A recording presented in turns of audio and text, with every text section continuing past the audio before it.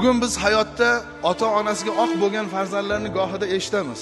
Lekin Alloh asrasin, o'shalarning hayotini o'rgansangiz, ota-onasi hayotda tijoratida yoki kasbida halol haromga e'tibor bermaganligidan bo'ladi. Yaxshi ishda ishlayapman deb pora olib, haromni olib kelib yediravuradi, kiyintiradi, o'qitadi go'yoki yaxshi joylarda, qarabsizki hech qanday foyda yo'q. Yo kashanda, yo fahsh ishlarni qiladi, yo jinoyatchi bo'ladi. Aytadi: "Ey, men o'g'limga yoki qizimga bergan narsani boshqa odamlar bera olmaydi. Moshin desa moshin olib berdim, chet elga o'ynayman desa pul berdim, uy desa uy qurib berdim, hamma narsani qilib berdim. Lekin bugun bolam biror marta menga mehr ko'rsatmayapti" deydi. Savol bermaydiki, o'sha sen olib bergan uy, mindirayotgan mashina, berayotgan puling, yedirayotgan narsang halolmidi? Yo'q, bunga e'tibor bermaydi.